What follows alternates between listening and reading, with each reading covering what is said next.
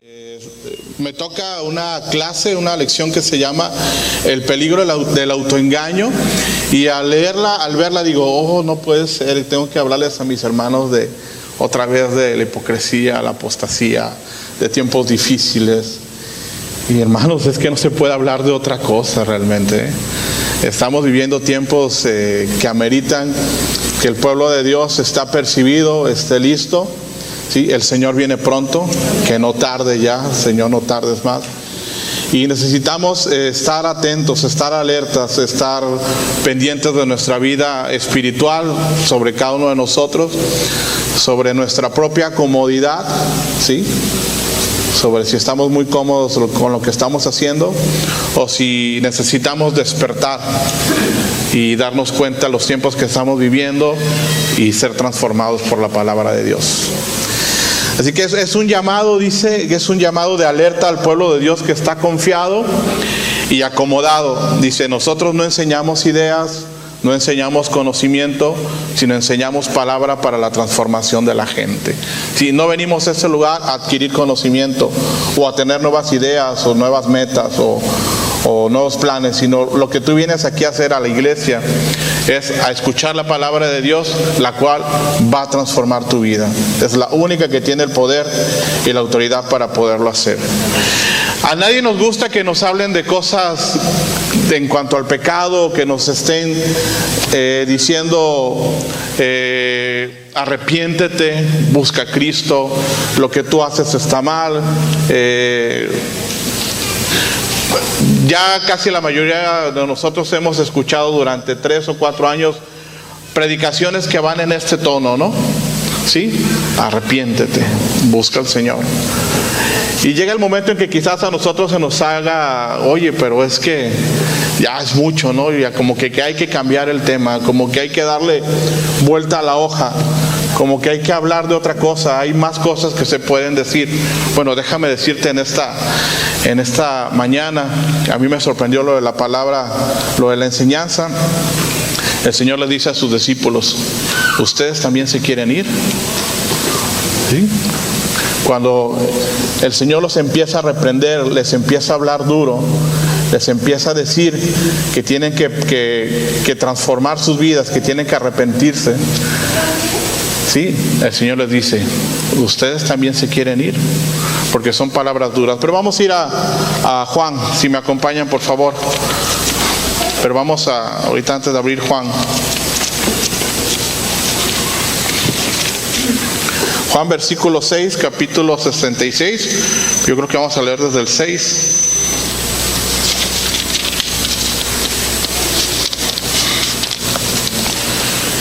Y vamos a orar. Padre bendito, te doy gracias, Señor, por permitirnos estar aquí en esta tarde. Gracias, Señor, por cuidar de nosotros, Señor, por ser tan bueno, Señor. Te pedimos que tu favor, tu gracia, tu misericordia, Señor, nos acompañen todos los días y que tu bendita palabra, Señor, haga mella en medio de nosotros y dentro de nuestro corazón, Señor, para que podamos comprender el gran amor, Señor, que tú tienes para cada uno, Señor. Ayúdanos, te lo pedimos, Señor, en el nombre de Jesús, y te damos gracias. Amén. Voy a leer desde el 22. Perdón, desde el 22 dice: el día siguiente, la gente que estaba al otro lado del mar vio que no había habido allí más que una sola barca y que Jesús no había entrado en ella con sus discípulos, sino que estos se habían ido solos. Pero otras barcas habían arribado de Tiberias junto al lugar donde habrían comido el pan. El Señor había alimentado, ¿recuerdan a cuántos? A 5,000 un día antes. ¿Dónde me quedé? En Tiberias, el pan después de haber dado gracias al Señor. Cuando vio pues la gente que Jesús no estaba allí, ni sus discípulos, entraron en las barcas y fueron a Capernaum buscando a Jesús.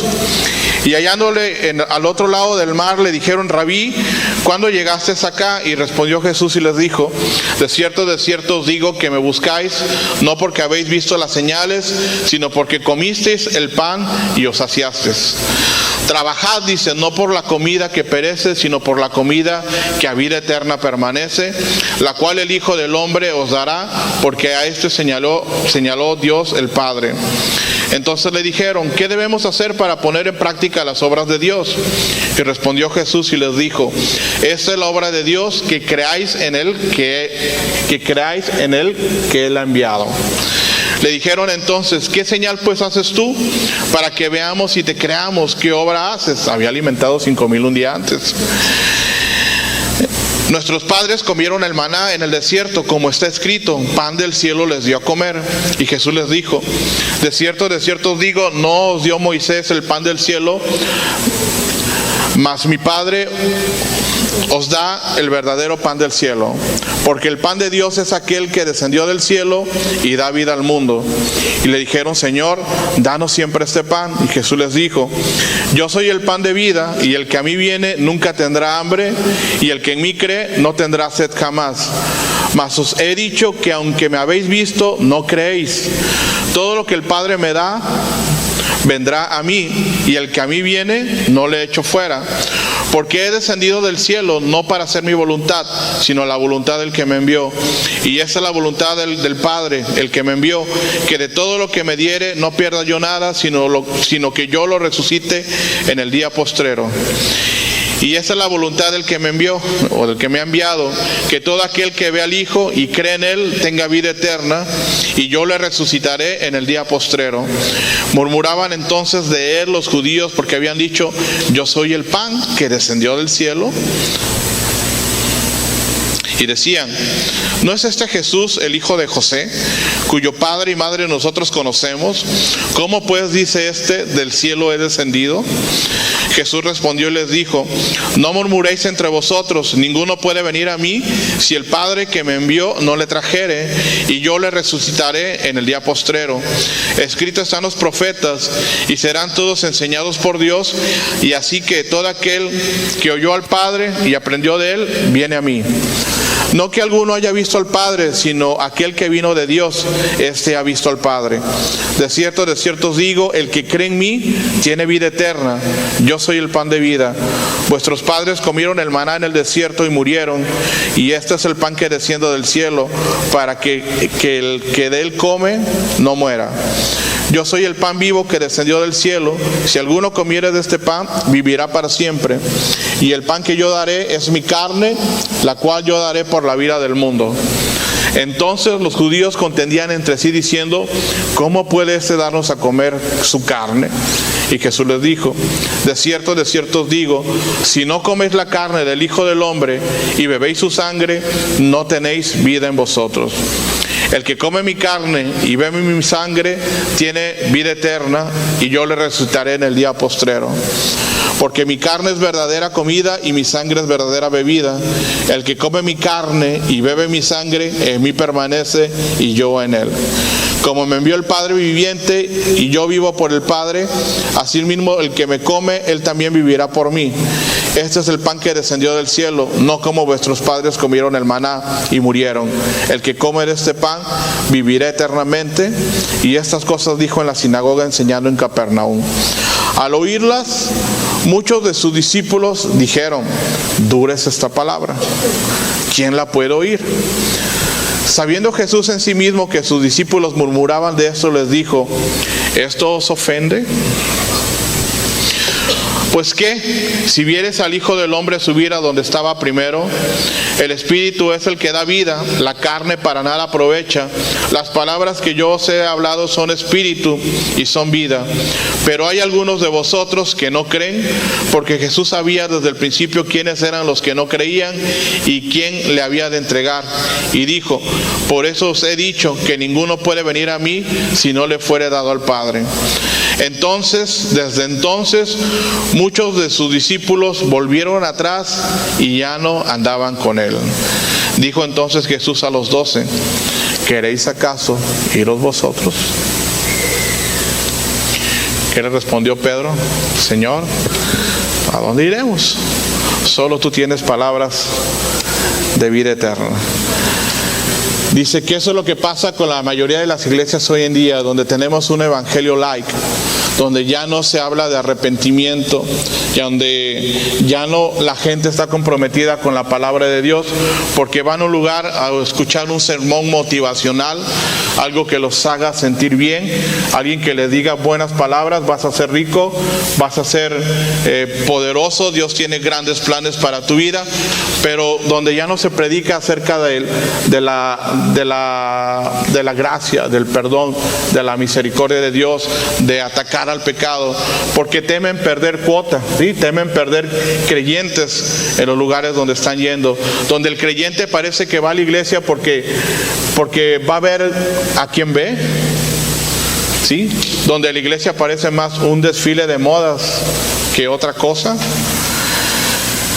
donde se la va a pasar bien uno porque hay bonito show, porque hay buena obra de teatro, porque el predicador es un hombre muy carismático o muy bueno, porque la predicación tú sabes que te vas a poder reír de la enseñanza porque la persona que está al frente es muy agraciada.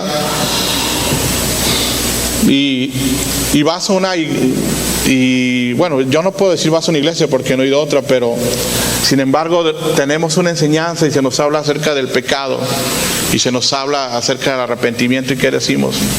En esa iglesia nada más hablan de pecado, en ese lugar nada más hablan de arrepentimiento, ¿sí?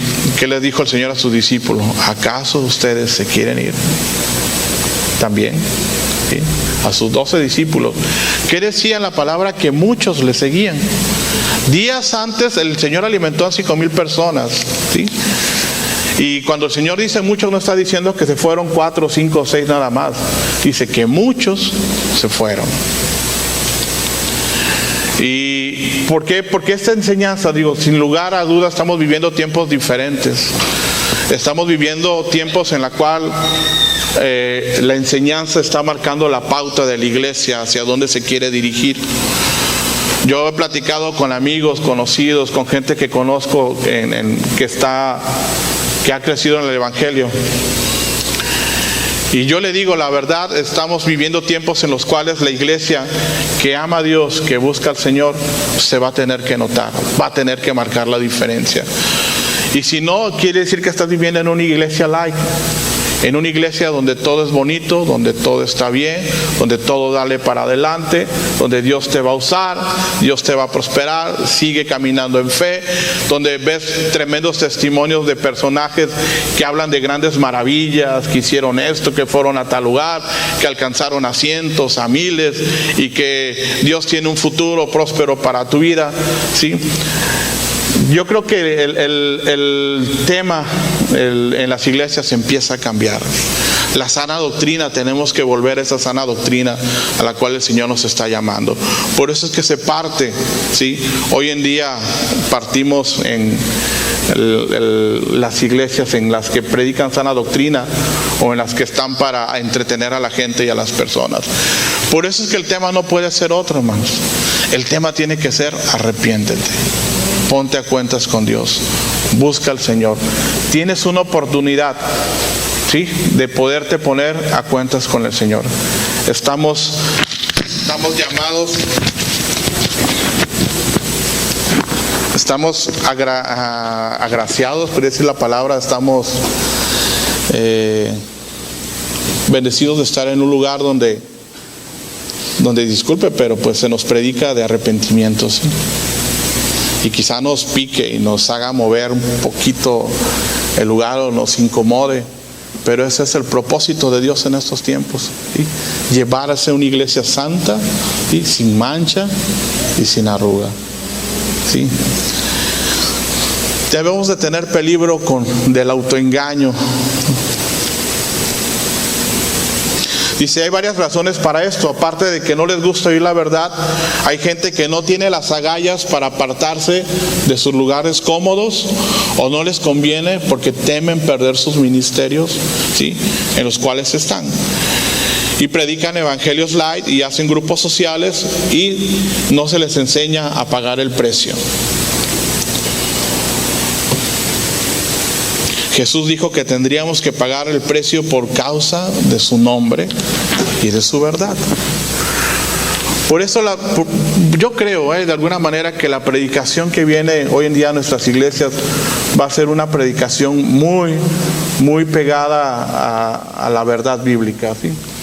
Vamos a empezar a ver mucho alimento espiritual para nuestras vidas que nos va a tener que hacer crecer, pero sobre todo nos va a tener que confrontar en tomar decisiones muy severas. El estar cómodos y el tener un cristianismo light es muy bonito, la verdad, ¿sí? Es muy fácil venir y congregarnos, asistir el domingo a la iglesia, no leer la palabra en la casa, no orar, venir aquí y sentirnos bien, porque vamos a ver a nuestros hermanos, a nuestros amigos, vamos a socializar en la tarde, nos vamos a ir a comer, X cosa. Pero creemos que la iglesia que se viene de ahora en adelante es una iglesia en la cual el creyente va a tener que tomar decisiones. Y decisiones que te van a doler, que te van a molestar, que te van a hacer mover. Pero todo eso porque estamos preparándonos para un pueblo santo. Amén. Porque Dios busca un pueblo santo. Dios no viene por cosas que vayan a estar a la mitad o a medias, o por gente que no quiera tomar su decisión de decir: Señor, me comprometo contigo. Por eso es que la enseñanza tiene que estar centrada en la palabra en estos últimos días, porque la gente se tiene que comprometer con la palabra y se tiene que comprometer con Dios. Ya no con el pastor, ¿sí? Ya no con el hermano, ya no con la institución, con la iglesia, sino con el Señor y su palabra. Vamos a ir a Mateo 7, versículo 21. ¿Cuál es el peligro del autoengaño?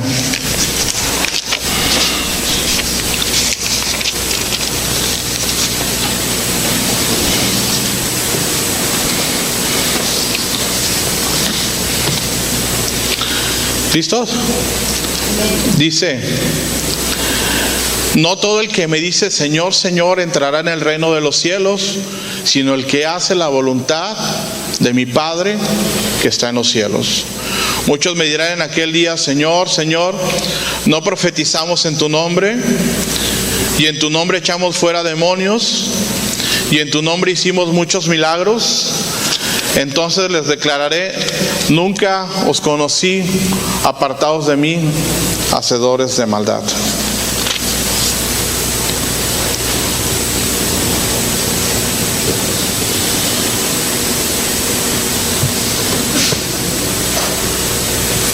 Bueno,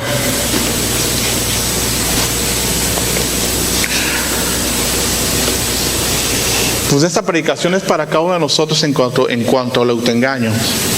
Muchos creemos que por subir al altar, por pasar al frente, por dar una enseñanza, por dirigir, por hacer cualquier asunto en el ministerio, ¿sí? Somos gente que tenemos podría decirse, un lugar especial en la presencia de Dios, y no es así. ¿Sí? ¿Qué dice el Señor? Que muchos, dice, muchos me dirán en aquel día: Señor, Señor, ¿no profetizamos en tu nombre? Y al decir muchos, otra vez no está diciendo 4 o 5, está diciendo muchos. ¿Sí? Así que tú y yo debemos de tener cuidado. ¿Sí? Pablo le decía a Timoteo: Timoteo, ten cuidado de ti mismo y de la doctrina. ¿Sí? Examínate dónde estás puesto, dónde estás parado, porque quizás tú mismo estés siendo autoengañado y estés diciendo: pues yo qué tengo de malo, si soy una persona que en la iglesia me reconocen, que soy un buen hombre, que me paro al frente y puedo orar y puedo decir grandes palabras y puedo dar una tremenda predicación, o puedo subir y puedo cantarle al Señor con gran éxtasis o con emoción. ¿Sí? Eso no significa que tú seas un hijo de Dios verdadero.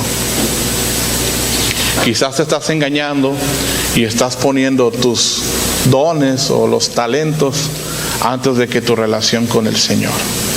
Así por eso se llama el peligro del autoengaño.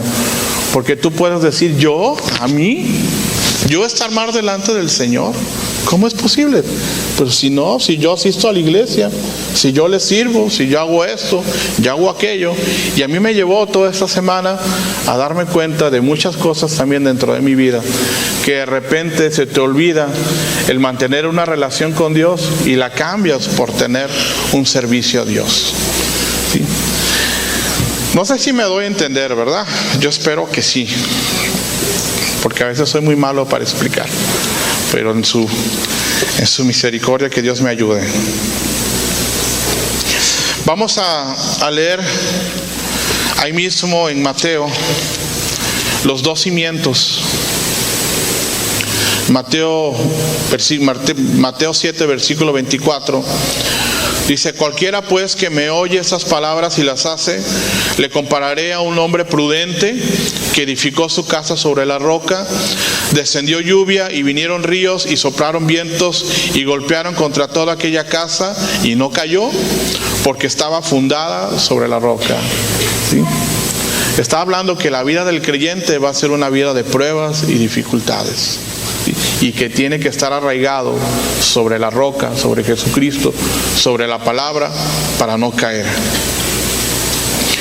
Pero cualquiera que me oye estas palabras y no las hace, dice, le compararé a un hombre insensato que edificó su casa sobre la arena, y descendió lluvia y vinieron ríos y soplaron vientos y dieron con ímpetu contra aquella casa y cayó, y fue grande su ruina. Y cuando terminó Jesús esas palabras, la gente se admiraba de su doctrina, porque les enseñaba como quien tiene autoridad y no como los escribas. Vamos a ir a Mateo 25.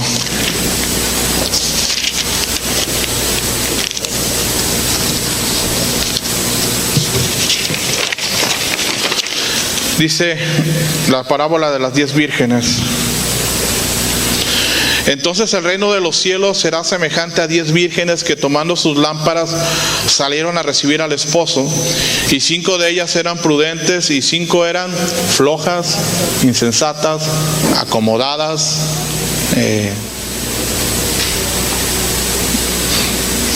¿Qué más? ¿Qué más? Bueno,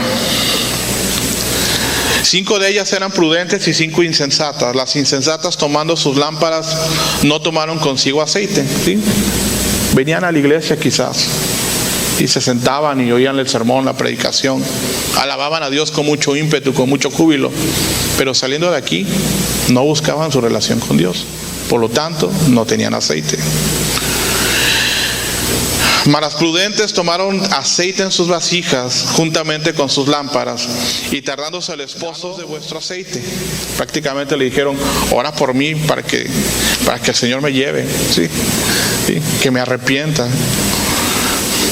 Porque nuestras lámparas se apagan. Mas las prudentes respondieron diciendo: para que no nos falte a nosotros y a vosotras, id más bien a los que venden y comprad para vosotras mismas.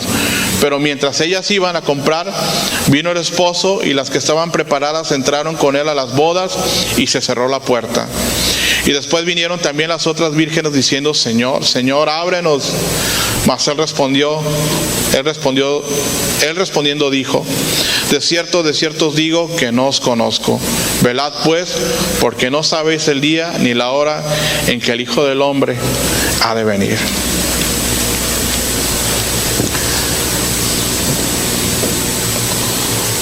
Ok. Dice que no hay duda que el día del juicio va a ser un día de muchas sorpresas para muchos de nosotros. ¿Cuántas veces le dice nuestro Señor a su pueblo: el que no juzga como ellos juzgan, vosotros sois los que os justificáis a vosotros mismos delante de los hombres, mas Dios conoce nuestro corazón, porque lo que los hombres tienen por sublime delante de Dios es abominación. Dice: a menudo nuestros juicios son carnales. Todos tenemos ideas claras acerca de la hipocresía consciente. Sí, todos tenemos ideas claras acerca de la hipocresía consciente, la cual es obvia y es evidente. Lo que es mucho más difícil de discernir es la hipocresía inconsciente, cuando alguien no solo engaña a otros, sino que se engaña a sí mismo y se persuade a sí mismo erróneamente acerca de su propia personalidad. Dice, entonces no hay nada más importante que examinarnos a nosotros mismos a la luz de una afirmación como esta. El Nuevo Testamento está lleno de instrucciones al respecto. Por esto siempre nos exhorta a que probemos los espíritus. Más aún que sometamos a prueba todas las cosas. Es un gran libro de advertencias y esto no resulta popular.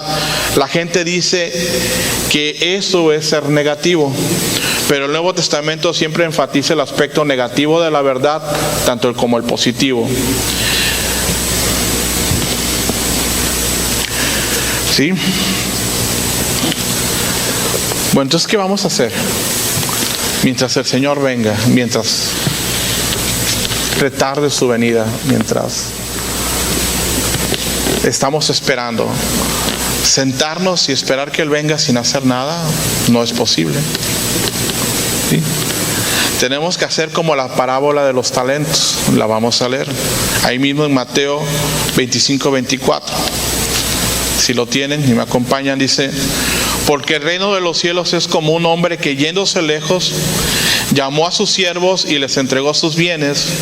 Y a uno dio 5 talentos, y a otro 2, y a otro 1, y a cada uno conforme a su capacidad. Y luego se fue lejos. Y el que había recibido 5 talentos fue y negoció con ellos y ganó otros 5 talentos. Asimismo, el que había recibido 2 ganó también otros 2. Pero el que había recibido 1 fue y cavó en la tierra y escondió el dinero de su señor. Después de mucho tiempo vino el señor de aquellos siervos y arregló cuentas con ellos. Y llegando el que había recibido 5 talentos, trajo otros 5 talentos diciendo: Señor, 5 talentos me entregaste, aquí tienes, he ganado otros 5 talentos sobre ellos. Y su señor le dijo: bien, buen siervo y fiel, sobre poco has sido fiel, sobre mucho te pondré, entra en el gozo de tu señor. Llegando también el que había recibido 2 talentos, dijo: Señor, 2 talentos me entregaste, aquí tienes, he ganado otros 2 talentos sobre ellos. Su señor le dijo: bien, buen siervo y fiel, sobre poco has sido fiel, sobre mucho te pondré, entra en el gozo de tu señor. Pero llegando también el que había recibido 1 talento, dijo: Señor, te conocía que eres hombre duro, que ciegas donde no sembraste y recoges donde no esparciste, por lo cual tuve miedo y fui y escondí tu talento en la tierra. Aquí tienes lo que es tuyo. Respondiendo su señor le dijo: siervo malo y negligente, sabías que ciego donde no sembré y que recojo donde no esparcí. Por tanto, debías haber dado mi dinero a los banqueros, y al venir yo hubiera recibido lo que es mío con los intereses. Quitarle pues el talento y darlo al que tiene 10 talentos, porque el que tiene le será dado y tendrá más, y al que no tiene, aún lo que no tiene le será quitado. Y al siervo inútil echadle en las tinieblas de afuera, allí será el lloro y el crujir de dientes.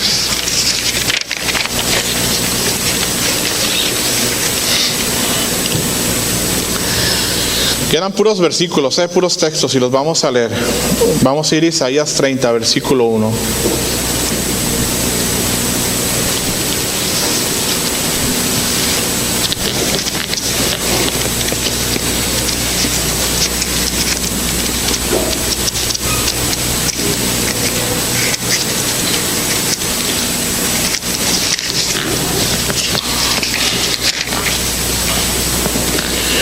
Dice: hay de los hijos que se apartan, dice Jehová. Dice: hay de los hijos que se apartan, dice Jehová, para tomar consejo y no de mí, para cobijarse con cubierta y no de mi espíritu, añadiendo pecado a pecado, que se apartan para descender a Egipto y no han preguntado de mi boca, para fortalecerse con la fuerza de Faraón y poner su esperanza en la sombra de Egipto. Desde el 30, Jeremías 2:13.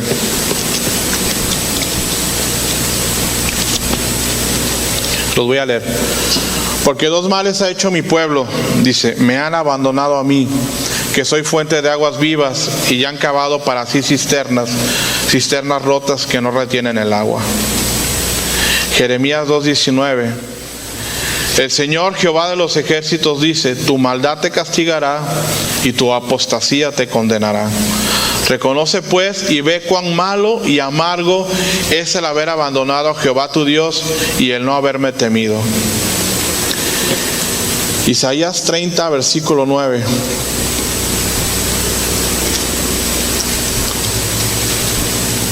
Dice, porque este pueblo es rebelde, hijos mentirosos, hijos que no quisieron oír la ley de Jehová, que dicen a los videntes, no veáis, y a los profetas, no nos profetices lo recto.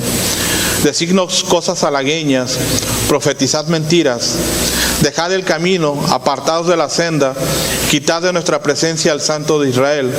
Por tanto, el Santo de Israel dice así, porque desechasteis esta palabra y confiasteis en violencia y en iniquidad, y en ello os habéis apoyado, por tanto, os será este pecado como grieta que amenaza ruina, extendiéndose en una pared elevada, cuya caída viene súbita y repentinamente.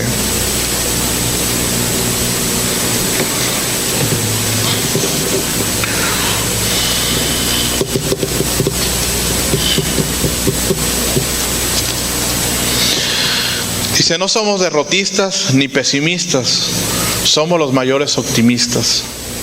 El que gana es Jesús. A menos que se le llame pesimista, dice, a un optimista bien informado.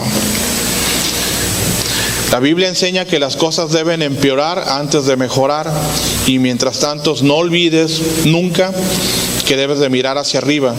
Allí siempre hay un resplandor, como nos dijo Jesús, alzad vuestros ojos, porque vuestra redención está cerca.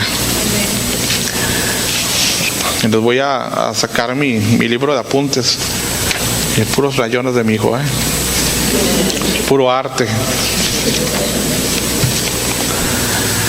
Bueno, mientras leía esta clase, esta predicación, me topé con un video que también me hizo pensar, voy a decirlo así. Y este pastor, que de hecho es un pastor de Tijuana, él dice, 10 razones o motivos porque el por qué la iglesia está conforme. ¿Sí? Dice, 10 razones o motivos el por qué la iglesia hoy en día está conforme. Dice, número 1, dice, día tras día crece el desinterés por la lectura de la palabra de Dios. Ya no hay hombres celosos por la lectura y por la enseñanza de la palabra de Dios. Casi no aparecen como oradores en las multitudes de congresos o lugares donde tú vayas. ¿Qué hacen hoy? La gente prefiere sentir cosas emocionales o otras cosas, dice, antes que aprender de la palabra de Dios. Ya no se nos conoce como el pueblo del libro. ¿Sí? Ya no cargamos con nuestra Biblia. La tecnología, bendita tecnología, nos ha ayudado, ¿eh? Celular, el iPad, la computadora, la tablet, el DVD, no sé. ¿Sí? Antes se conocía, me acuerdo, el creyente llevaba su Biblia, iba a su iglesia y llevaba su Biblia. Iba al supermercado y llevaba su Biblia. Iba al carro y veías la Biblia en el carro. Hoy en día se le ha dejado de conocer al pueblo de Dios como el pueblo del libro. Ya no se le conoce así. ¿Sí? Ya somos de cristianos de la secreta, ¿no? ¿Sí? Ya, para que no nos digan nada, para que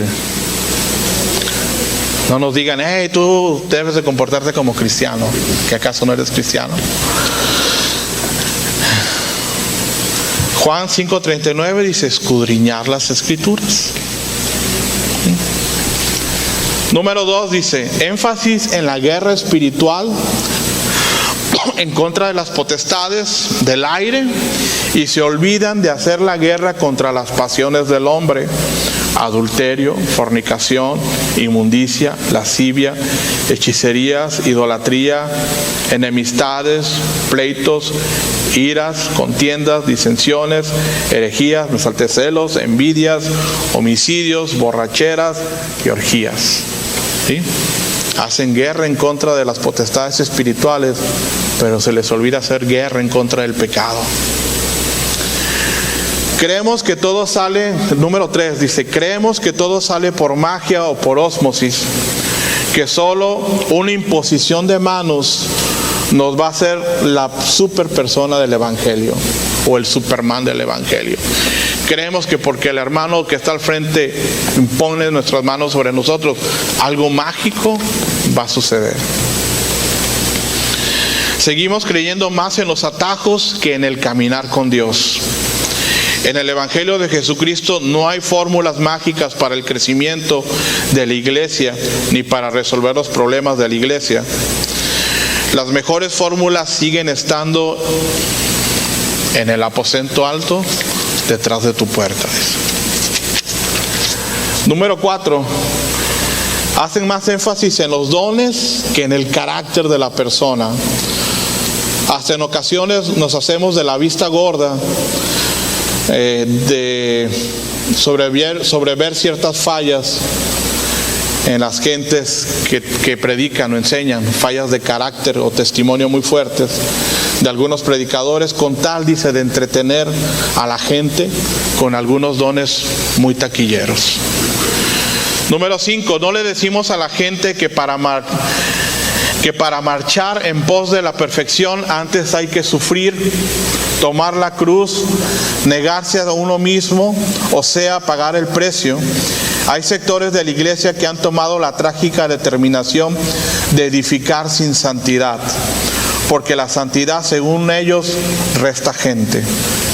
¿Y qué dice en su palabra el Señor? Sin santidad nadie le verá. Número 6, asociamos al Espíritu Santo solamente con poder y nos olvidamos que fuimos sellados con Él hasta el día de nuestra redención para que se oponga a todo lo que es injusto y lo que es mentira e inmoral. Cuando hay poder en el Espíritu sin santidad, lo que en realidad hay, dice, es otro espíritu.